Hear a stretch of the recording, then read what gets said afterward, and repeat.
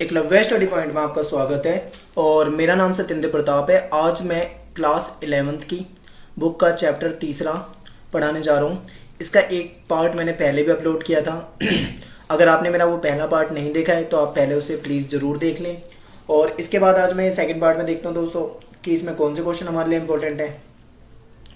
पहला क्वेश्चन जो है, मतदान की आयु कब 21 वर्ष से कम करके 18 वर्ष कर दी गई। दोस्तों आपको पता होगा कि आज हमारे देश में वोट देने की जो आयु है वो 18 वर्ष है। लेकिन जब देश आज़ाद हुआ था, हमारा संविधान बना था और संविधान के तहत उस टाइम पे जो चुनाव होते थे तब ये मतदान करने की जो एज होती है वो अलग होती थी। कितनी होती थी उस टाइम पे? होती थी 21 वर्ष। लेकिन बाद में इसको घटा दिया गया और 18 वर्ष कर दिया गया। तो ये कब घटाया गया, हमें यहाँ पे खाली इतना याद रखना है कि ये 1989 में क्या हुआ था, इसको घटा दिया कर गया था, कम कर दिया गया था। कम करके कितना कर दिया गया था? 18 वर्ष कर दिया गया था। अगला क्वेश्चन दोस्तों बहुत इंपॉर्टेंट है, बहुत ज़्यादा। क्वेश्चन ये है कि आचार संहिता से आप क्या समझते हैं। मैंने इससे पहले आपको पहले वाले वीडियो में चुनाव वगैरह के बारे में काफ़ी सारी चीज़ें बताई थी, वहीं पे मैंने आचार संहिता का जिक्र किया था। लेकिन मैंने ये नहीं बताया था कि आचार संहिता क्या है, कैसे लागू किया जाता है। तो आज मैं इस पार्ट में मैंने इस क्वेश्चन को अच्छे से बताता हूँ।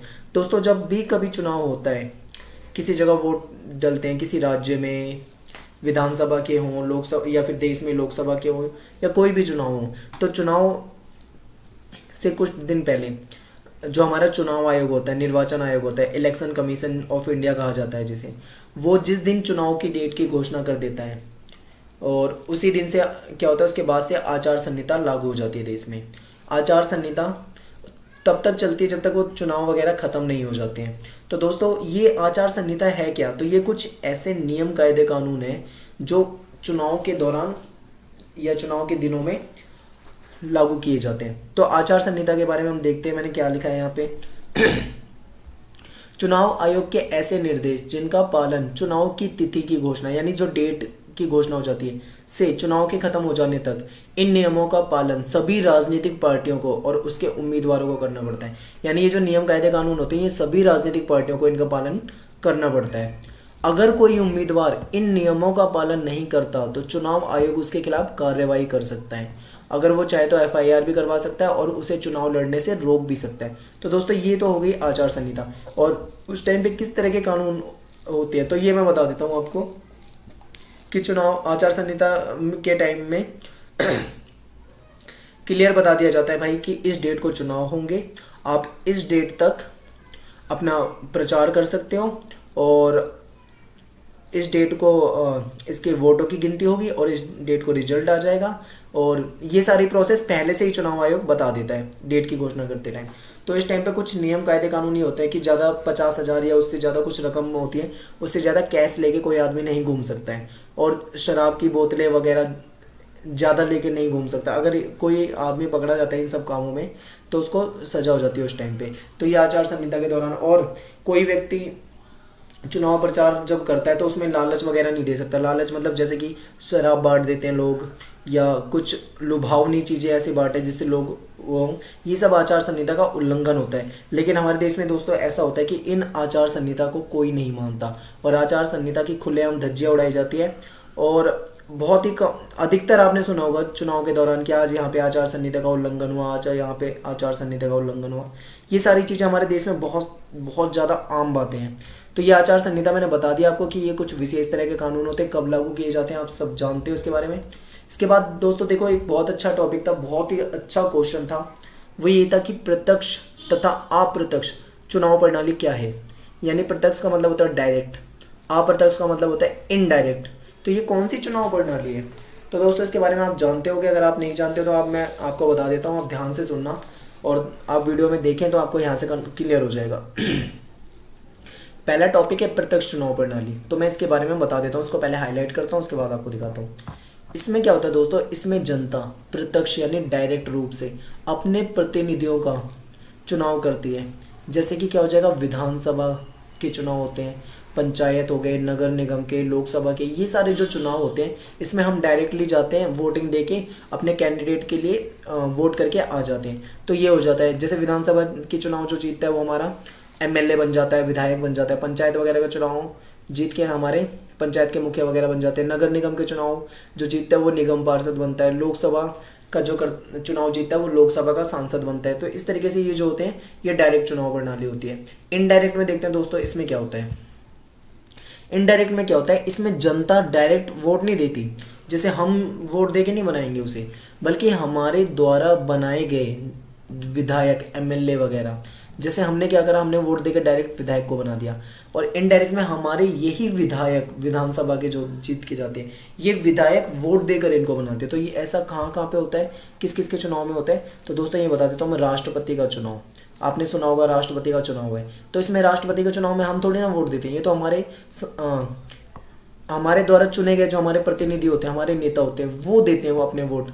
तो राष्ट्रपति के चुनाव में ऐसा होता है, उपराष्ट्रपति हो जाएगा, राज्यसभा के सांसद चुनने में ऐसा होता है, और विधान परिषद के चुनाव में ऐसा होता है। तो ये दोस्तों यहाँ से आपको समझ में आ जाएगा कि डायरेक्ट चुनाव किसे कहते हैं और इनडायरेक्ट चुनाव किसे कहते हैं। तो दोस्तों ये वाला पार्ट था यहाँ से। और आगे मैं आपको एक बहुत अच्छा क्वेश्चन बताने जा रहा हूँ। ये क्वेश्चन आपने अक्सर सुना होगा और आपको शायद मुझे लगता है कि आपको अच्छे से ना आता हो। तो दोस्तों यहाँ पे समझने की कोशिश करना कि आखिर है क्या समानुपातिक प्रतिनिधित्व चुनाव प्रणाली। ये दोस्तों कई देशों में ऐसा होता है, इजराइल वगैरह आप बुक में देखेंगे, वहाँ पे इन सबको के बारे में आपको डिटेल में पता लग जाएगा। लेकिन मैं बता देता हूँ कि ये है क्या। अभी मैंने आपको बताया इनडायरेक्ट, ये कुछ कुछ और ये उसी का एक पार्ट है। तो देखते हैं इनडायरेक्टली कैसे क्या चुना जाता है हमारे देश में दोस्तों। इसे कहते हैं एकल संक्रमणीय मत प्रणाली। इसको हमारे देश में कहा जाता है एकल संक्रमणीय मत प्रणाली। इसमें क्या होता है दोस्तों, राज्यसभा के जो चुनाव होते हैं इसी चुनाव प्रणाली के आधार पे होते हैं, यानी हमारे जो राज्यसभा के सांसद चुने जाते हैं दोस्तों वो इसी के आधार पे चुने जाते हैं। प्रत्येक राज्य को, यानी कि हर राज्य को, राज्यसभा में कुछ निश्चित सीटें को कोटा होता है, यानी हर राज्य की कुछ फिक्स सीटें होती हैं कि इस राज्य की इतनी सीटें, इस राज्य की इतनी सीटें, तो ये सीटें होती है सभी की। और राज्य के विधानसभा में जो चुनाव जीते सदस्य, यानी हम जिसको हम विधानसभा में चुनाव जिताते हैं, एमएलए बनाते हैं, या जो हमारा विधायक होता है वो इन सीटों पे मतदान करता है। मैंने आपको पहले बताया था इसमें हम वोट नहीं करेंगे, बल्कि हमारे द्वारा चुने गए प्रतिनिधि यानी हमारे एमएलए वगैरह इसमें वोट करते हैं।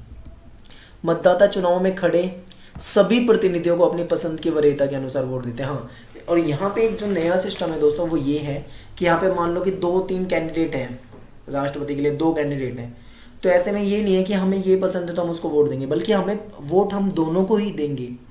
या राज्यसभा का मान लो, अगर राज्यसभा में हम कर रहे हैं, हमें 4 सीटों के लिए राज्यसभा का चुनाव लड़ने हैं, तो हम उन 4 सीटों के लिए चारों पे ही हम मतदान करेंगे।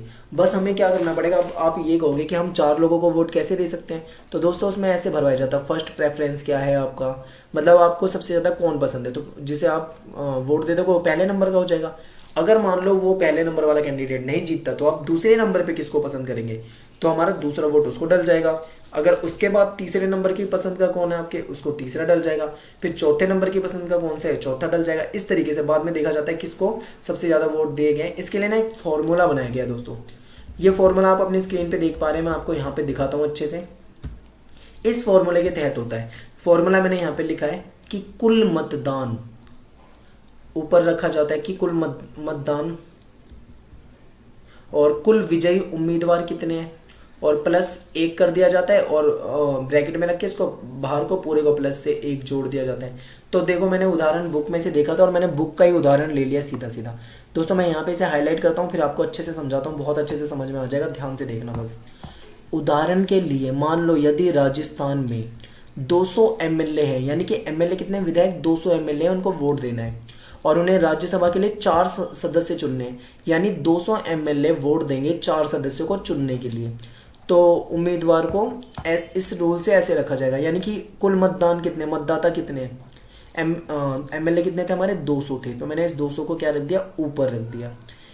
बटे में क्या कर दिया मैंने, कुल विजयी उम्मीदवार कितने होने, 4 होने, यानी 4 प्लस में यहाँ पे क्या था, 1 था, यानी मैंने यहाँ पे प्लस में 1 कर दिया, ब्रैकेट बंद किया और बाहर क्या कर दिया, प्लस में 1 कर दिया।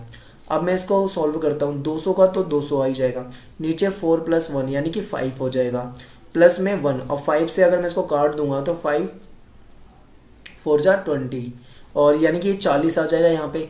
लेकिन प्लस में क्या था, प्लस में 1 था, यानी 41। इतने हमें चाहिए होंगे, इतनी वोटिंग चाहिए होगी। अगर इतने मतलब मिल जाते हमें, यानी कि वो कैंडिडेट जिसको इतने वोट मिल जाएंगे वो क्या हो जाएगा, विजयी उम्मीदवार घोषित किया जाएगा। तो इस तरीके से किया जाता है। तो दोस्तों ये मैंने एकल संक्रमणीय मत प्रणाली आपको समझाने की कोशिश की है, समझ में आपको आ गया होगा। नहीं समझ में आता तो वीडियो को दोबारा पॉज करके रोक कर या दोबारा से डाउनलोड करके उसे ज़रूर देखें।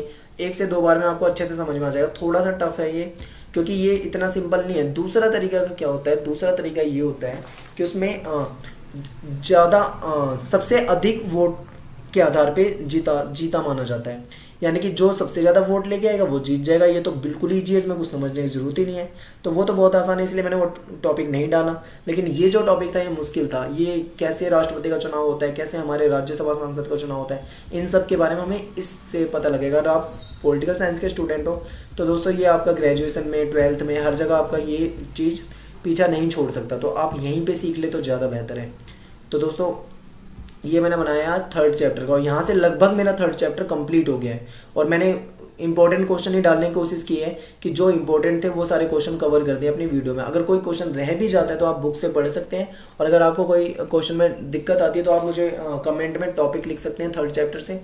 टाइम लगते ही, जैसे ही मुझे वक्त मिलेगा, मैं उस पर वीडियो बनाने की कोशिश ज़रूर करूँगा।